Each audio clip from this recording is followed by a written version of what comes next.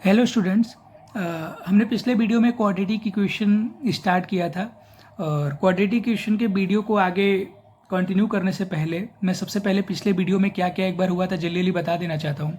सबसे पहले हमने क्वाड्रेटिक एक्सप्रेशन देखा था, क्वाड्रेटिक इक्वेशन देखा था, फिर रूट्स, सॉल्यूशंस और जीरो जो बताए थे, फिर आइडेंटिटी इक्वेशन हमने बताया था, फिर सॉल्यूशन ऑफ क्वाड्रेटिक इक्वेशन बताया था। उसके बाद से हमने नेचर ऑफ रूट्स पढ़ा था जो कि बहुत ज़्यादा इंपॉर्टेंट है। नेचर ऑफ रूट्स में बताया था कि अगर मान लीजिए क्वाड्रेटिक इक्वेशन है आपका तो उसके रूट्स निकालने का तरीका होता है ये फॉर्मूले से। फिर इसके अल्फ़ा और बीटा रूट्स होते हैं। तो हमने कंडीशन बताए थे कि अगर ए बी सी जो है अगर आपके रियल नंबर हैं तो उसमें कंडीशंस डिफरेंट हमने डिस्कस किए थे क्या क्या होते हैं। फिर हमने ये भी बताया था कि अगर ए बी सी अगर मान लीजिए रेशनल नंबर होते हैं तो फिर उसमें कंडीशन क्या क्या होता है। अब आगे चलते हैं इस वीडियो में, अगले वीडियो में। आगे चलने से पहले हम लोग डिस्कस करते हैं नेक्स्ट टॉपिक हम लोग का क्या क्या था। सबसे पहले हम लोग नेचर ऑफ रूट्स देख लिए हैं। अब हम लोग देखेंगे relation between roots and coefficient. ठीक है।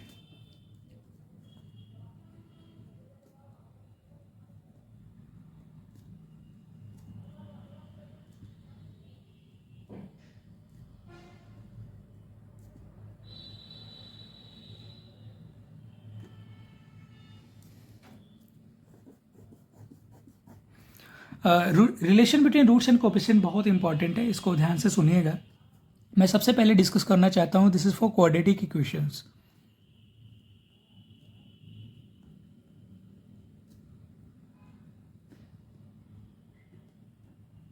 क्वाड्रेटिक इक्वेशन मान लीजिए मेरा ये है A x square plus B x plus C बराबर 0 है।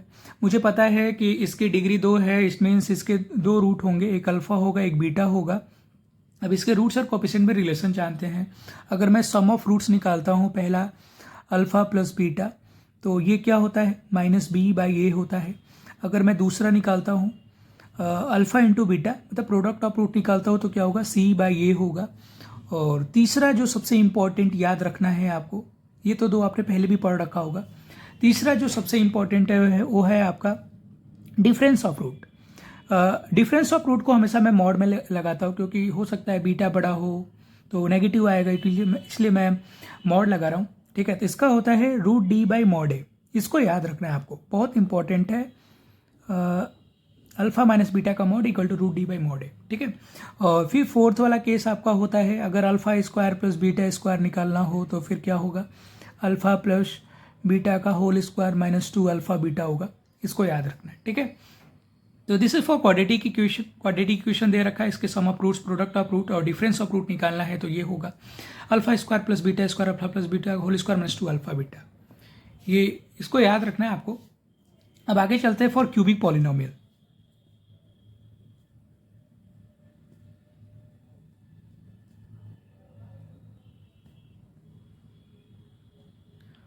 पॉलिनोमियल बोलूँ या मैं क्यूबिक इक्वेशन बोलूँ तो ज़्यादा सही है।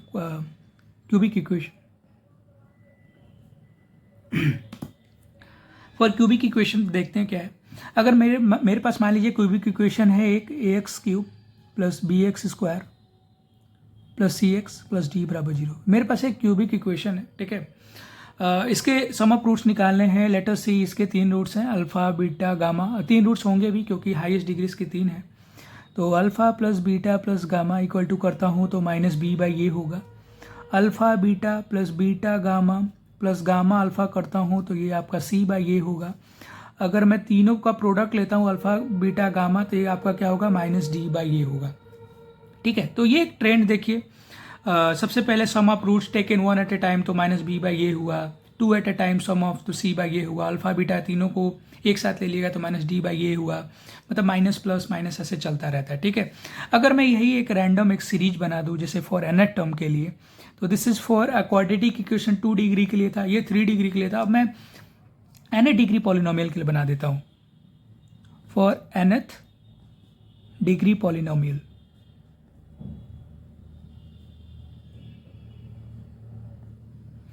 फॉर nth डिग्री पॉलिनोमियल के लिए मेरे पास लेट्स से इक्वेशन है, मेरे पास मान लीजिए a0 एक्स की power n plus a1 x की power n minus 1 plus a2 x की power n minus 2 plus a3 x की power n minus 3 dash dash dash dash. आपका ये चलता जाएगा an बराबर 0। आपको पता ही है, this is the first term, this is the second coefficient, this is the third coefficient, और पता है कि डिग्री पावर्स घटती जाती हैं, ए की प्लस ए की पावर एन बराबर जी, this is the last term. अगर मुझे सम ऑफ रूट्स निकालना है तो मान लीजिए मैंने S1 लिख दिया, this is the sum of root taken one at a time.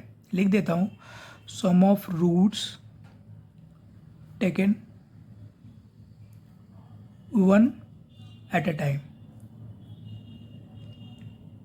अगर मैं S1 की वैल्यू बताऊं तो क्या होगा, बहुत सिंपल सी बात है, मुझे पता है यहाँ से पढ़ते आ रहे थे कि अगर मैं sum of one roots taken one at time ले रहा था तो माइनस बी बाई ए हो जा रहा था। अगेन मैं सबसे पहले वाली टर्म्स की बात कर रहा हूँ तो सेकेंड वाला term minus A1 by A zero हो जाएगा।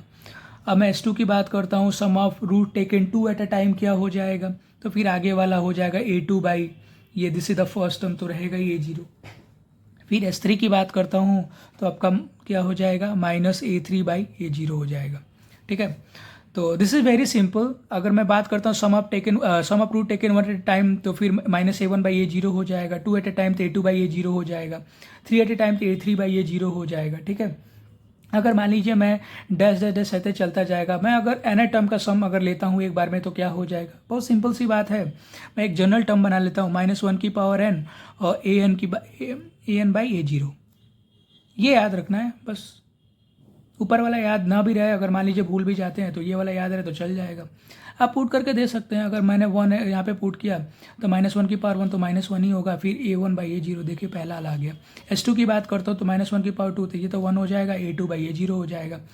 तो ये एक सीरीज है, ये एन टर्म के लिए मैंने निकाला है। आप कोई भी एन डिग्री पॉलिनोमियल हो, sum of roots two at a time, one at a time, three at a time आप निकाल सकते हैं। ठीक है, तो this is what about, this is the complete theory about relation between roots and coefficient. अब आगे चलते हैं, आगे क्वेश्चंस देखते हैं कि आगे क्वेश्चंस इस पे क्या क्या बेसिस हो सकते हैं। ठीक है, तो सबसे पहला हम लोग क्वेश्चन लेते हैं। क्वेश्चन को ध्यान से देखिएगा। In triangle P Q R, if angle R बराबर 90 degree and tan P by two, tan Q by two are the roots of the equation A x square plus B x plus C बराबर zero, then which is true. ये option दे रखा है, इसमें से बताना है कौन सा सही है। तो क्वेश्चन को सबसे पहले पढ़ते हैं क्या बोल रहा है। तो क्वेश्चन में ये बोल रखा है कि एक ट्राइंगल है P Q are, this is P, this is Q और आर को इन्होंने 90 डिग्री बोल रखा है। ठीक है, और tan P by two, tan Q by the roots of the equation, ये एक इक्वेशन दे रखा है x square plus B x plus C बराबर जीरो। तो इसके दो रूट्स है, दे रखा है टेन पी बाई टू और दे रखा है आपका टेन क्यू बाई टू, ये इसके रूट्स हैं। ठीक है, दो रूट्स हैं। उन्होंने ये पूछ रखा है कि कौन सा ऑप्शन सही है। तो सबसे पहले देखते हैं, इसके दो रूट्स पता है। जब भी आपको किसी भी क्वाड्रेटिक इक्वेशन का रूट्स पता होना तो कुछ मत सोचिएगा, डायरेक्ट एक ही स्टेप है। सबसे पहले सम ऑफ रूट्स लिख लीजिएगा और प्रोडक्ट ऑफ रूट लिख लीजिएगा। तो tan P by two plus ten Q by to क्या हो जाएगा आपका माइनस बी बाई ए।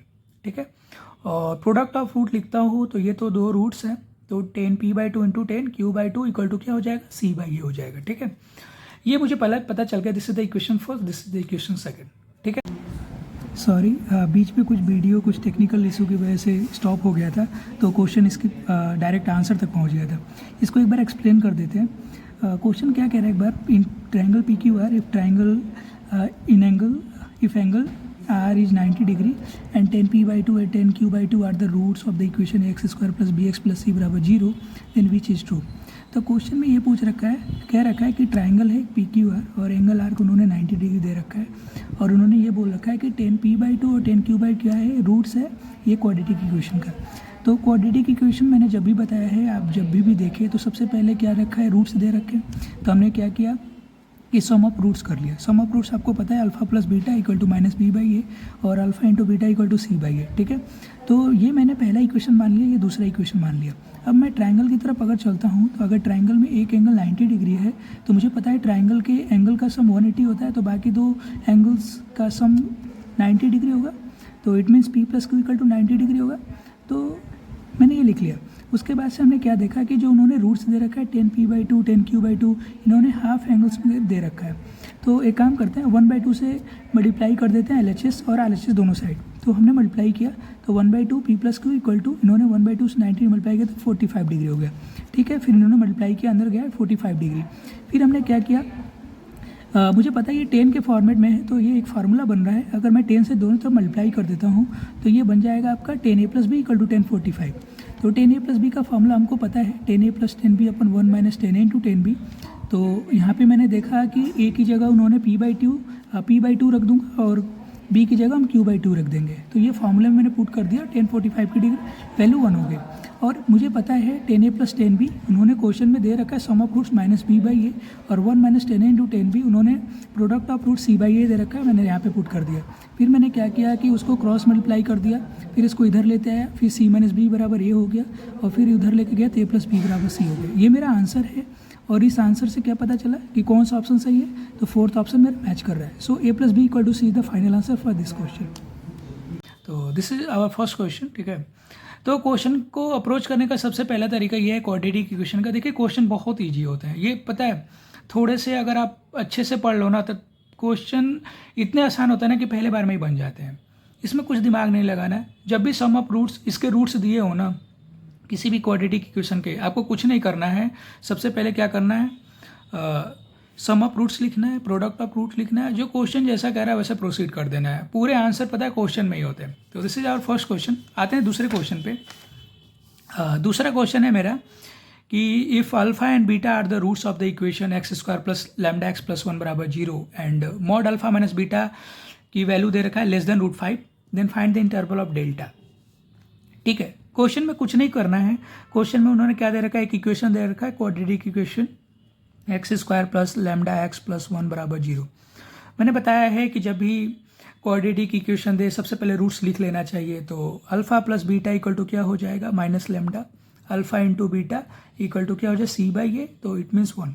ठीक है, ये हो गया। क्वेश्चन में उन्होंने एक और टर्म दे रखा है, उन्होंने अल्फा - बीटा का मॉड दे रखा है जो कि √5 है। ठीक है, क्वेश्चन में मैंने बताया था क्वाड्रेटिक इक्वेशन में कि इसके रूट्स क्या होता है, अल्फा - बीटा का मॉड = क्या होता है, √d/mod a होता है। तो देखते हैं क्या है, d की वैल्यू क्या है, कैसे निकालते हैं। d = b² - 4ac होता है। b की वैल्यू उन्होंने लैम्डा दे रखी है, λ² - 4 × x² का कोफिशिएंट तो 1 ही है, तो 1 × c की वैल्यू 1 है, तो ये है λ² - 4।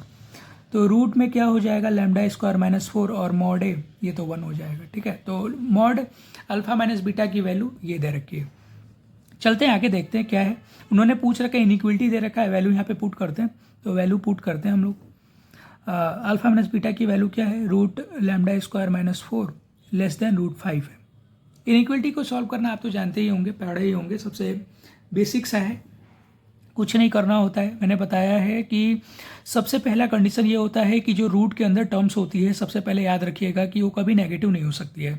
इट मीन्स पहला कंडीशन अगर मैं निकालता हूँ तो λ² - 4 > 0 होता है। ठीक है, this is the first case. दूसरा क्या होता है, इनइक्वलिटी ये स्क्वायर रूट हटाते हैं तो ये λ² - 4 <5 होगा। तो ये दो टर्म्स आ गए, इनको आगे सॉल्व करते हैं। तो इनको सॉल्व करते हैं तो ये क्या हो जाएगा, λ - 2 और λ + 2 हो जाएगा, > 0 हो जाएगा। ठीक है, इनको वेबिक और मेथड से सॉल्व करते हैं। वेबिक और मेथड में क्या करते हैं, इसके दो रूट है, एक है आपका एक +2 है, एक -2 है। तो निकालते हैं ऐसे, ये हो गया -2, ये +2 हो जाएगा, प्लस माइनस प्लस ऐसे दिखाते हैं क्योंकि ये > 0 है, तो ऐसे चलते हैं। ठीक है, तो उन्होंने दो रूट्स -α2 +2 दे रखा है। क्वेश्चन को प्रोसीड करते हैं। इन्होंने > 0 पूछ रखा है, मीन्स पॉजिटिव वाली वैल्यू लेंगे, इधर पॉजिटिव वाली वैल्यू लेंगे। और सबसे पहले मैं वैल्यू, अगर मैं > 0 बोल रखा है, ग्रेटर मतलब 2 की वैल्यू भी लेंगे और -2 की वैल्यू भी लेंगे। तो अगर मैं इसका रूट्स लिखता हूँ तो λ belongs to -∞ to -2 close interval union, ये क्या हो जाएगा, क्लोज इंटरवल 2 to ∞। ठीक है, दूसरे की तरफ आते हैं। उन्होंने क्वेश्चन, ये तो बहुत आसान है, इसको आप उधर भेज दीजिए तो ये 5 + 4 हो जाएगा, λ² <9 हो जाएगा, और λ² -9 0 ऐसे लेते आइए तो λ -3 और λ + 3 ये क्या हो जाएगा, <0 हो जाएगा। तो इसके दो रूट्स हो गए, वही अगेन -3 + 3, तो अगेन वही सेम कंडीशन लगाएंगे, -3 + 3 ये प्लस माइनस प्लस, वही वेबिक और मेथड से। इस बार इन्होंने <0 पूछ रखा है, इट मीन्स नेगेटिव वाली वैल्यू, ये वाली वैल्यू कंसीडर होगी। और यहाँ पे = 0 न है तो -3 की वैल्यू +3 की वैल्यू उस पर्टिकुलर बाउंड्री पॉइंट पे नहीं लेंगे। इट मीन्स इसकी वैल्यू λ बिलोंग्स टू क्या हो जाएगी, -3 to +3 ये हो जाएगा। अब इन दोनों वैल्यू की अगर मुझे आंसर निकालना है तो इंटरसेक्शन लेना पड़ेगा। इंटरसेक्शन दोनों की जो कॉमन होगी वो आंसर होगी मेरी। तो दोनों इंटरसेक्शन में अगर मैं बात करता हूँ तो एक लाइन पे मैं बिछा लेता हूँ। तो यहाँ पे वो क्या था, एक था आपका -2 और एक इधर ये -3, ये +2 और ये आपका +3। तो जैसे अपन ने पढ़ रखा है, इधर प्लस वाली नेगेटिव वाली वैल्यू हमने पढ़ रखा है, ये -∞ और ये आपका +∞। कॉमन क्या है आपको तो पता ही है। सबसे पहले हम लोग ले 2 से इन्फिनिटी मैंने यहाँ से ये ले रखा था और -2 इन्फिनिटी से -2 ये ले रखा था, इन दोनों वैल्यू कंसीडर किया था। और ये -3 से इन्होंने +3 ये रखा था। कॉमन क्या है, सिंपल सी बात है। अगर मैं कॉमन की बात करता हूँ इन दोनों जो दोनों रीजन में आए, तो एक ये है एक ये है, तो आंसर क्या है, लैम्डा की फाइनली वैल्यू अगर मैं देखता हूँ तो -3 से -2 क्लोज में आएगा, यूनियन आपका ये भी क्लोज में, 2 से 3 ओपन। तो ये मेरा कॉमन आंसर हो गया। तो लैम्डा की वैल्यू कहाँ से कहाँ तक लाई करती है, किस इंटरवल में, तो -3 से -2 क्लोज यूनियन, ये क्लोज 2 to 3 ये ओपन में आंसर, ये मेरा आंसर है। तो ये जनरली 2 क्वेश्चन देखे हमने इस पर्टिकुलर जो भी प्रीवियस टॉपिक्स पढ़े थे। सबसे पहला क्वेश्चन हमने ये देखा था कि PQR वाला एक ट्राइंगल वाला है, और उसके बाद से ये देखते हैं, ये देखा अल्फा बीटा किस में लाई करता है लैम्डा की वैल्यू। ठीक है, थैंक यू गाइज।